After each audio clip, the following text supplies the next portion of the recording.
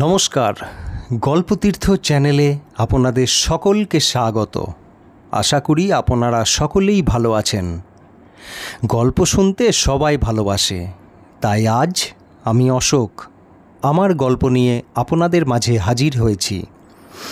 বাংলা সাহিত্যের মহান সাহিত্যিক তথা গল্পকারদের লেখা গল্পই এখানে শোনানো হয়। আজ আমরা শুনব প্রখ্যাত সাহিত্যিক বুদ্ধদেব বসুর দিনে দুপুরে। শুরু হচ্ছে দিনে দুপুরে। হাজরা রোডের মোড়ে ট্রামের জন্য দাঁড়িয়ে আছি। বেলা দুপুর, বালিগঞ্জের ট্রাম আর আসে না। এদিকে ভাদ্র মাসের রোদ্দুর পিঠে চরচর করে ফুটছে আলপিনের মতো। ওই এতক্ষণে কালীঘাটের পুল থেকে আস্তে আস্তে নামতে দেখা যাচ্ছে শ্রীযুক্ত ট্রামকে। এমন সময় রাস্তা পার হয়ে ছোট একটি মেয়ে আমার কাছে এসে দাঁড়ালো। বলল, আপনি কি ডাক্তার? ভাবতেই পারিনি মেয়েটি আমাকে কিছু বলছে, তাই কথাটা শুনেও গ্রাহ্য করলুম না। কিন্তু পর মুহূর্তেই মেয়েটি সোজা আমারই মুখের দিকে তাকিয়ে বললে, দেখুন, আপনি কি ডাক্তার? খুব অবাক হলুম, একটু যেন খুশিও। কী করে বুঝলে? ওই যে আপনার পকেটে বুক দেখার যন্ত্র। দেখুন, আমার মার বড় অসুখ। আপনি কি একবার একটু দেখে যাবেন? মেয়েটি এমনভাবে কথাটা বলল যেন এটা মোটেও অদ্ভুত কি অসাধারণ কিছু নয়। আমি তো কি বলবো ভেবে পাচ্ছি না। এদিকে ট্রাম এসে গেছে। একটা ট্রাম ফসকালে এই দারুণ রোদ্দুরে আবার হয়তো 15 মিনিটের ধাক্কা। মেয়েটি ভাঙা ভাঙা গলায় কাতরভাবে আবার বলল, চলুন না, যাবেন। ওসব কথায় কান না দিয়ে ট্রামে উঠে পড়াই বুদ্ধিমানের কাজ হতো সন্দেহ নেই, কিন্তু কেমন দোটানার মধ্যে পড়ে গিয়ে পা বাড়াতেই পারলাম না। ট্রামটা মোড় ঘুরে আমার চোখের উপর দিয়ে ঘটর ঘটর করতে করতে বেরিয়ে গেল। যাবেন তো? কোথায় তোমার বাড়ি? চেতলাই, এই কাছে। কি হয়েছে তোমার মার? কি হয়েছে জানি না তো, বড় অসুখ। কতদিন অসুখ? অনেক দিন। ডাক্তারবাবু, আপনি যাবেন তো? মেয়েটির ম্লান মুখের দিকে তাকিয়ে আমার কেমন মায়া হলো। ভাবলুম যাই না, দেখে আসি ব্যাপারটা। বললুম, চলো। ডাক্তারবাবু, আমি তো আপনাকে টাকা দিতে পারবো না। মেয়েটি আরও কি বলতে গিয়ে ঢোক গিলে থেমে গেল। আচ্ছা আচ্ছা, সেজন্যে ভেবো না, আমি তাড়াতাড়ি বললুম। নতুন পাশ করে বেরিয়েছি। আত্মীয় বন্ধু মহলে ডাক খোঁজ পড়ে মাঝে মাঝে, কিন্তু ভিজিট 10 টাকা যে মাসে পাই সে মাসেই খুব খুশি। এই তো বন্ধুর ছেলের 99 বুঝি জ্বর হয়েছে। ট্রামের পয়সা খরচ করে এসে তার প্রেসক্রিপশন লিখে দিয়ে এতক্ষণ আড্ডা মেরে বাড়ি ফিরছিলাম। তবু এই মেয়েটি যা হোক টাকার কথাটা মুখে আনলো। হেঁটে রওনা হলুম মেয়েটির সঙ্গে কালীঘাট পুলের দিকে। জিজ্ঞেস করলুম, তোমার মাকে আর কোনো ডাক্তার দেখেননি? ডাক্তার? না, মা বলেন ডাক্তার দিয়ে কি হবে, এমনি আমি ভালো হব। টাকা পাবো কোথায়? তুমি কি আজ ডাক্তার খুঁজতেই বেরিয়েছিলে? আর কেউ নেই তোমার বাড়িতে? না, কে আর থাকবে। এক দাদা ছিল আমার, সে তো চটকলে কাজ করতে গিয়ে রেলে কাটা পড়লো। সেই থেকে আমি আর মা বেশ তো ছিলুম আমরা। এর মধ্যে কেন অসুখ করলো মার? ডাক্তারবাবু, মা কতদিনে ভালো হবেন? আমি ডাক্তারি ধরনে হেসে বললুম, সে এখন কি করে বলি। ডাক্তারবাবু, আজ সকাল থেকে মা যেন কেমন হয়ে আছেন।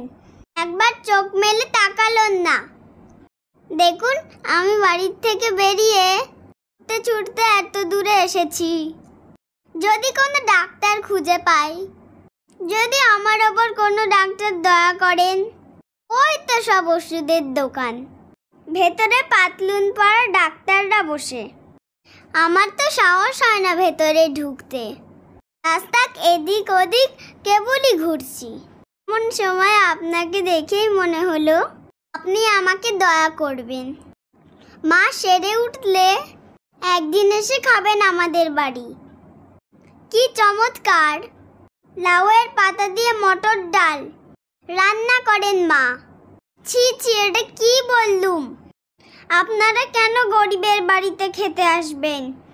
ডাক্তারবাবু, আপনার দয়া আমি কোনোদিন ভুলবো না। কিছুক্ষণ পর মেয়েটি জিজ্ঞেস করলো, ডাক্তারবাবু, আপনার হাঁটতে কষ্ট হচ্ছে? কিছু না, চলো। মুখে বললুম বটে, কিন্তু কালীঘাট পুল পর্যন্ত আসতে না আসতেই মনে হতে লাগলো এই মহৎ কাজের ভারটা না নিলেই পারতুম। এমন কত গরিব দুঃখী আছে বিনা চিকিৎসায় ধুঁকতে ধুঁকতে মরছে। না খেয়ে তাদের সবার উপকার করতে গেলে নিজেরই। পুল থেকে নেমে জিজ্ঞেস করলুম, আর কত দূর? আমার প্রশ্নে নিতান্ত ব্যাকুল হয়ে মেয়েটি বলল, এই তো আর একটুখানি। আমার পয়সা নেই, তাহলে নিশ্চয় আপনাকে গাড়ি করে নিতুম। ওহ, কত কষ্ট হলো আপনার। বাহ, এইটুকু হাঁটতে পারবো না? অনেক গলিঘুঁজি পেরিয়ে শেষ পর্যন্ত এসে পৌঁছলুম। কলকাতার এ অঞ্চলে কোনো দিন আর আসিনি। সত্য বলতে জায়গাটা ঠিক কলকাতায় নয়, একেবারেই পাড়া গাঁ।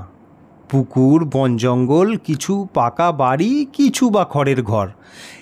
একটা অতি জীর্ণ শ্যাওলা ধরা খসে পড়া একতলা পাকা বাড়ির সামনে মেয়েটি এসে বলল, এই। ভিতরে ঢুকে দেখি মেঝের উপর মলিন বিছানায় একজন স্ত্রীলোক নিঃসাড় হয়ে শুয়ে। চোখ তার আধো বোজা, খানিক পর পর নিঃশ্বাস পড়ছে জোরে জোরে। মেয়েটি তার কানের কাছে মুখ দিয়ে ডাকলে, মা, মা। কোনো জবাব এলো না। মা, মা, দেখো তোমার জন্য ডাক্তার নিয়ে এসেছি। চেয়ে দেখো মা, তোমাকে এই ডাক্তারবাবু ভালো করবেন। চোখ দুটো একবার পলকের জন্য খুলেই আবার বুজে এলো। একখানা হাত বুঝি একটু ওঠাবার চেষ্টা করলো, অস্ফুট একটু আওয়াজ হয়তো বেরুলো গলা দিয়ে। মেয়েটি বলল, ডাক্তারবাবু ভালো করে দেখুন, মাকে আজই ভালো করে দিন। কিছু দেখবার ছিল না, আর একটু পরেই নাভিশ্বাস শুরু হবে। তবু আমরা সব সময় একবার শেষ চেষ্টা করে থাকি। তাড়াতাড়ি বললুম, তুমি একটু বসো, আমি আসছি। মেয়েটি বলল, ডাক্তারবাবু, আপনি আবার আসবেন তো? আমার মা ভালো হবেন তো? এক্ষুনি আসছি ওষুধ নিয়ে, বলে আমি বেরিয়ে গেলুম। ফেরবার সময় রাস্তাটা বোধহয় কিছু গোলমাল হয়েছিল। একটু ঘুরপথে এসে সেই বাড়ির সামনে দাঁড়ালুম। রোদ্দুরে ছুটোছুটি করে তখন আমি কানে পিপি আওয়াজ শুনছি, কিন্তু ডাক্তারের নিজের স্বাস্থ্যের কথা ভাববার তখন সময় নয়। ভিতরে ঢুকতে ঠিক যেন পা সরছিল না। কে জানে গিয়ে কি দেখব। দরজাটা খোলা দেখে ঢুকলুম, কিন্তু ঢুকেই স্তম্ভিত হয়ে গেলুম। তবে কি আমি ভুল বাড়িতে এলুম? না, ওই তো সেই পুকুর, সেই সুরকির রাস্তা, ওই দুটো সুপারি গাছ। 1.5 ঘন্টা আগে এই ঘরটাতেই তো এসেছিলুম মেয়েটির সঙ্গে। কিন্তু মেয়েটি কোথায়? তার মুমূর্ষু মাই বা কোথায় গেল? ঘরে জিনিসপত্র অবশ্য খুব কমই ছিল, কিন্তু যে কটা ছিল সে কটাই বা কোথায়? তবে কি ওর মা এর মধ্যেই মারা গেল, আর ওর মাকে নিয়ে চলে গেল কেওড়াতলাতে? এত অল্প সময়ের মধ্যে কি করে তা হতে পারে? ঘরে কিছু জিনিসপত্র ছিল, একটা লণ্ঠন, 2-1টা থালাবাটি, সেগুলো আস্তে আস্তে আমি বাইরে এসে দাঁড়ালুম। তবে কি সমস্ত জিনিসটাই আমার চোখের ভুল, মনের ভুল? এই রোদ্দুরে কি আমার মাথা খারাপ হয়ে গেল? এই তো আমি ঠিক দাঁড়িয়ে, আমার পকেটে ইঞ্জেকশন, সব ঠিক আছে কি না? আমি পথ ভুল করে ভুল বাড়িতে এসে উপস্থিত হয়েছি। ফ্যাল ফ্যাল করে তাকিয়ে আছি, মাথার উপরে যে আগুন ঝরছে সে খেয়ালও নেই। চারিদিকে ছবির মতো চুপচাপ। হঠাৎ দেখি টাক পড়া একটি আধবয়সী লোক আমার পাশে এসে তখন দাঁড়িয়েছে। কোনোখানে কেউ ছিল না। লোকটা হঠাৎ মাটি ফুঁড়ে উঠে এলো। তার দিকে তাকাতেই সে বলল, কি মশাই, বাড়িখানা কিনবেন নাকি? আপনার বাড়ি বুঝি? লোকটা ঠোঁট উল্টিয়ে বলল, হ্যাঁ, আইনও তো আমারই। কপালে দুর্ভোগ থাকলে খণ্ডাবে কে?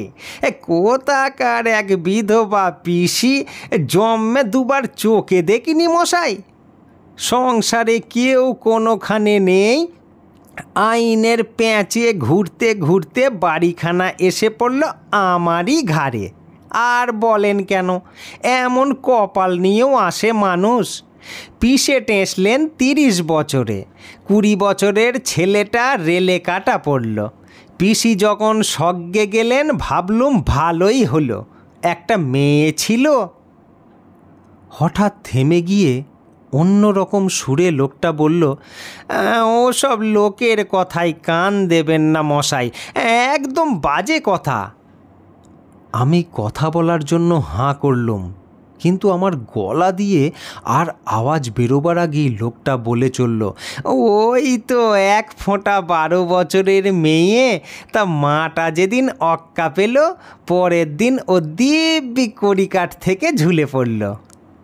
একখানায় শাড়ি ছিল পরনে, সেটা দিয়ে কর্ম সারল। কি ডেপো মেয়ে মশাই! থাকলে আমরা একটা বিয়ে টিয়ে দিয়ে দিতুম। বাড়িখানা ছিল 3 পুরুষের, একরকম চলে যেত। তা লোকে যা বলে সব বাজে কথা মশাই। হ্যাঁ, ভূত না হাতি? আপনি তো এডুকেটেড লোক, আপনিই বলুন, ওসব কথায় কি কান দিতে আছে?